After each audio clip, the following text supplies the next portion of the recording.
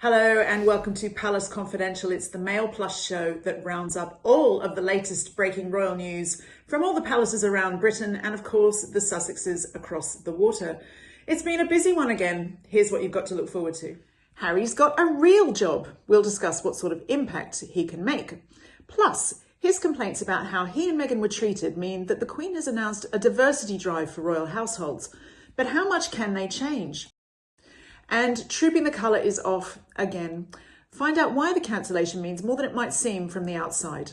Also, hello to those of you joining us on YouTube, but just so you know, there's lots more brilliant royal news, video clips and comment and analysis on Mail Plus. You can click on the link below or go to mailplus.co.uk/royals. First up though, the royal PR fightback in the wake of that Oprah interview with Harry and Meghan continued apace this week as friends of Prince William spoke to the Sunday Times newspaper to defend him. Rebekah English, the Daily Mail's royal editor, is with us now to discuss this. Rebekah, coming to you first, what did you make of these comments and the timing of these comments? I thought this was a really interesting piece and very well researched. Obviously, it's a long time in the making, but it was quite timely and gave the supporters of Prince William a chance to hit back, I think, at what they saw as some of the more egregious comments made by Prince Harry. And the one that really stuck out to me, because something I thought hard about, was Harry's claim that his brother and father feel trapped by the institution that they're in. And I think that was probably true for William, some time ago. He did, as a young man, used to really rail against the fact that his life was being mapped out for him. But the thing is, he's matured, since then, and he's come to accept that he's in a very privileged position. And there's pros and cons about that, but it's one that he can use for great public good. So I was pleased to see that that point put out there, and also the point that Harry made, that he would have never blindsided the Queen with his announcement because he had too much respect for her, which is just not true. The Queen was aware that Harry was very unhappy, and I know this from my own sources, but they had no idea he was going to put out the statement that he did when he did, and they had no idea that him and Meghan had spent months creating a Sussex Royal website to go along with it. So she was blindsided. So it was good to see that addressed in the piece as well. But William did feel that Harry had done their grandmother quite a great disservice.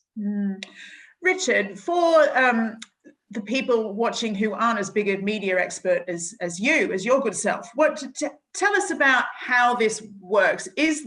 Are these comments the kinds of things that Prince William would have authorised his friends to talk to the media about? Well, it was a very supportive piece. So I think the people that the Sunday Times spoke to possibly would have asked Prince William if it was okay to speak. I mean, there were people off the record, but there was also Miguel Head, Prince William's former private secretary, who worked for William and Kate for 10 years. And he spoke on the record. So I'm sure that he would have wanted to check with William and Kate that it was fine for him to speak. And I think because it was a generally positive piece, they were probably happy for them to do so.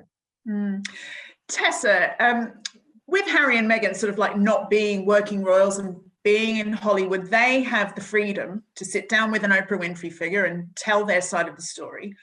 But the royal family are limited in many ways to communicating through quote unquote friends. And in that way, they are trapped, aren't they? What we're seeing here is this extraordinary cultural divide, which I always think has been ignored in this hoo-ha concerning Harry and Meghan and the kind of tussle between the two sides of the family. It's that they're feeding into everything that makes culture in America American. We will explain, we will complain. Whereas the royal family, in many ways, epitomizing all that is quintessentially old school British, stiff upper lip, never explain, never complain. To an extent, it's a case of ne'er the twain will meet. And I'm interested by that William article. It was very much talking to a British audience. He is a very British man, and his wife, again, quintessential English rose. I can't bear that expression, but she went to all the right public schools and St Andrews and so forth. And they are everything that the sort of traditional upper classes in Britain approve of. They're discreet, they're classy, they're understated.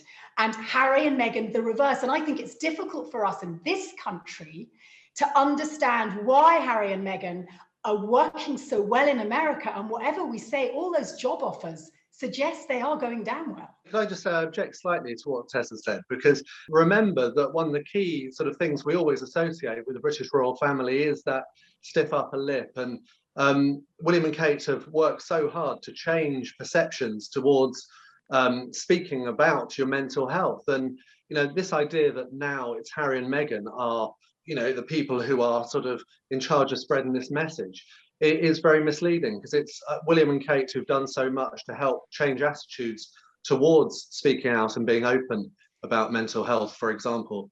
But you can stamp your foot and go, it's not fair. Nothing's fair, especially not in the game of celebrity, Richard. Well, speaking of Harry, Rebekah, Harry's got himself a job. What do you know about it?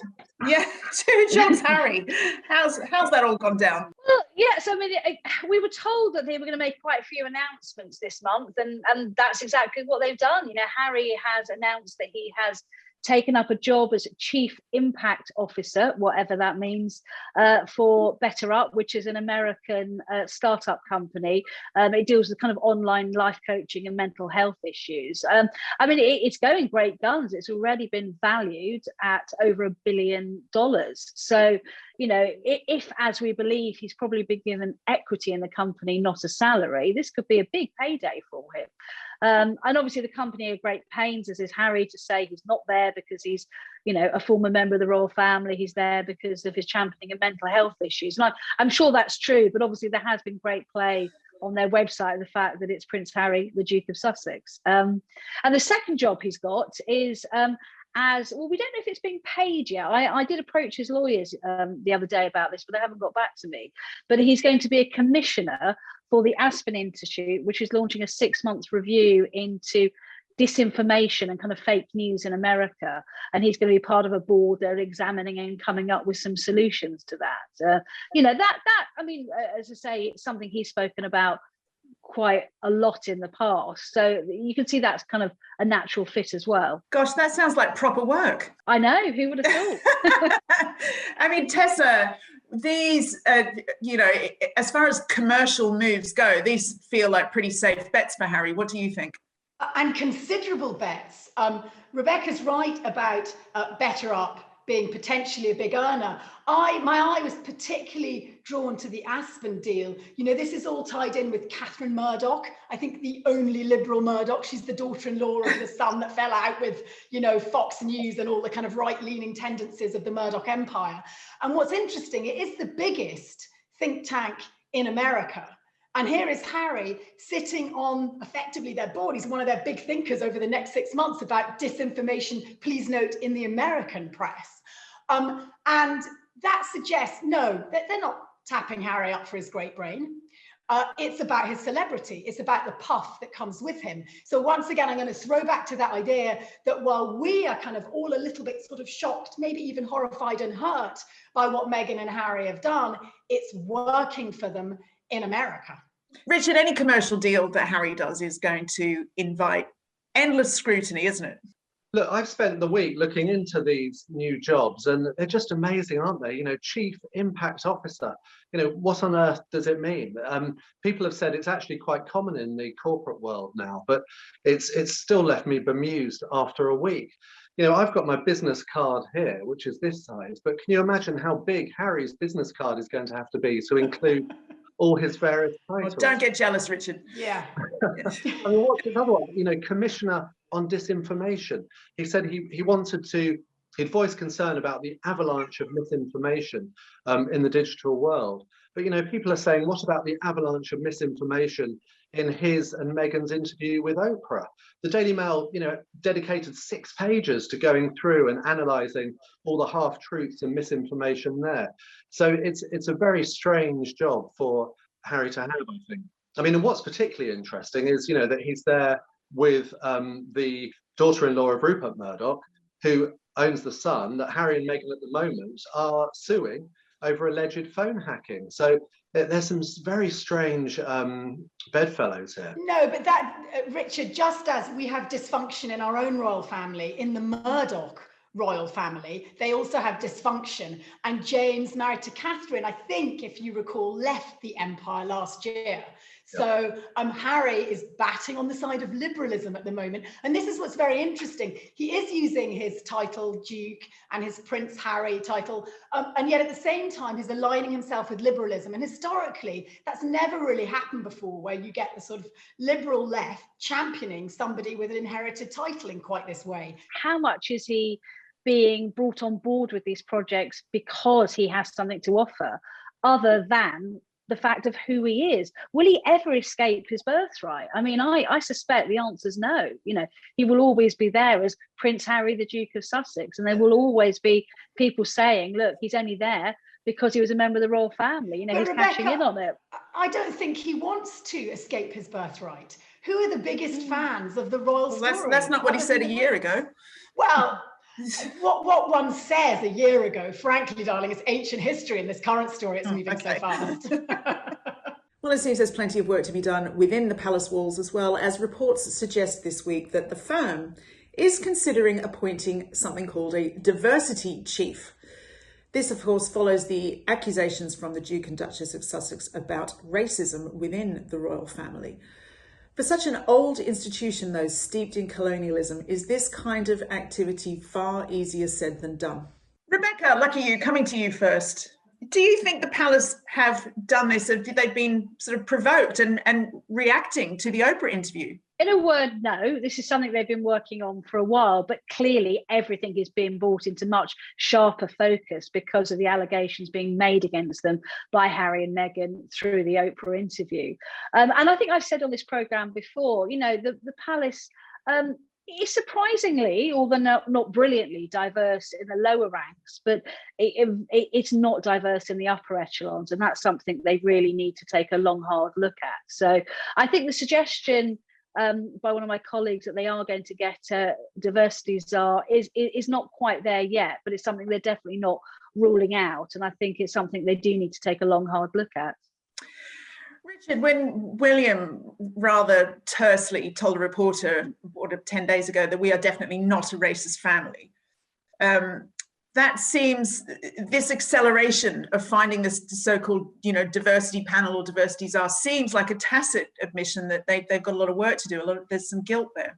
Just so hard, isn't it? The position they were put into by Harry and Meghan. Certainly, the gay community has been very well represented among the palaces over the years, and there's been plenty of prominent non-white members of staff as well. So they have made efforts on this side of things. What's your view, Rebekah? I feel like, you know, changing the inner workings of that institution is like trying to turn a cruise ship around with a piece of string. It's so old and unwieldy. How do you make that change?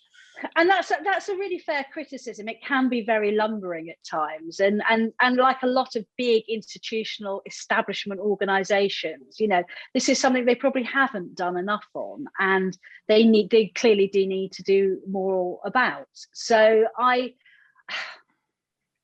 think, like a lot of these places, there's got to be a sea change, and it's got to come sooner rather than later. And if they don't do it, they're going to be in big trouble. Tell us, Tessa, your bag is European royalty. That's your area of expertise. They seem to be able to keep their houses in order without all this public squabbling, or am I wrong about that? I think there's been quite a lot on this. I noticed some quite prominent historians sort of citing Princess Madeleine of Sweden, you know, who lives, I think, in London under the wire. You know, why can't our royals be more like that? It's horribly naive. In the first place, we forget that we were one of the big guns, the, you know, Imperial Britain, alongside Wilhelm of Germany and Tsar Nicholas. We had George V, dull as hell, but he was attached to a giant empire. Okay, so all your little piddling royalties belonging to relatively small, I know they successful in their own right, but Sweden, Denmark, Holland, who, you know, and then Britain, okay, we are much smaller now, but we have that extraordinary historic legacy tied crucially here to America. They look to us and our monarchy for a bit of glamour. They went through 2 world wars as our allies without a king or a queen, and they look to ours. our Queen ties them as well back to the Blitz. So in fact, Britain and the British monarchy, through the oomph that America gives it, then reflected back through Hollywood and The Crown and the movies, that's what makes our monarchy three-dimensional and stratospheric compared to little Denmark or little Sweden, Carl who, you know, etc. Forgive me, they're having a lovely time, and inside their own countries they're relevant, but they don't have the international pull. And remember, with that international pull comes tourism, comes money. With huge apologies to Denmark and Sweden, but thank you, Tessa. Of course, a smaller monarchy would mean possibly a reduction in the pomp, and we're good at that, aren't we? And nothing says pomp and ceremony like Trooping the Colour, which sadly has been cancelled for the second year in a row. Last year, they performed a smaller version of the ceremony for the Queen's birthday privately, and there's talk that that will be a similar situation this year.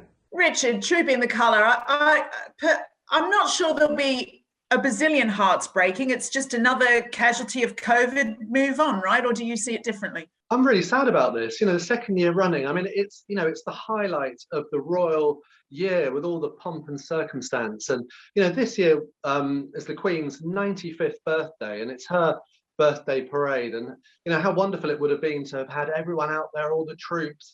It would have been such a good celebration that we're hopefully seeing the back of this pandemic.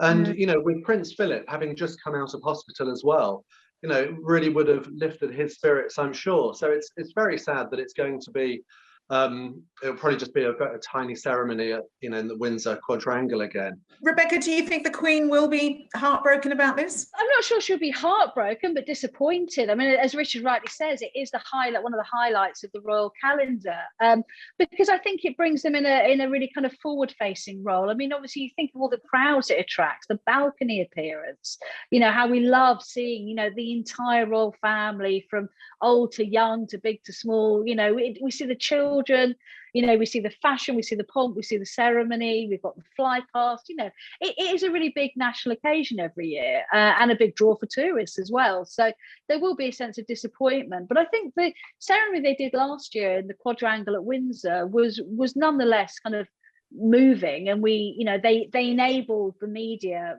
brilliantly to get as much access as they could within COVID restrictions, so people will still get a flavour of it. But of course, yeah, it's not going to be the same, sadly. And it is, as Richard said, it's the Queen's 95th, the Duke's 100th, and you know, it would just be lovely to be able to, for everybody to share in that. However, we have the unveiling of the Diana statue, which may replace the Trooping of the Colour as the photo op, hopefully with both brothers. What do you think, Rebecca? I mean, as long as Harry can travel and Meghan's not, you know, in labour, he will. I mean, I've been told 100% he will be there. But of course, we don't know what the relationship was going to be with the brothers. I mean, Harry himself admits there's a massive gulf between them at the moment. When they left last year, the point was made to us royal correspondents, we would expect them and we would love them to be back at big events like Trooping the Colour. But obviously, it would have been fascinating body language to see them on the balcony at Buckingham Palace after publicly machine gunning pretty much every member of the royal families.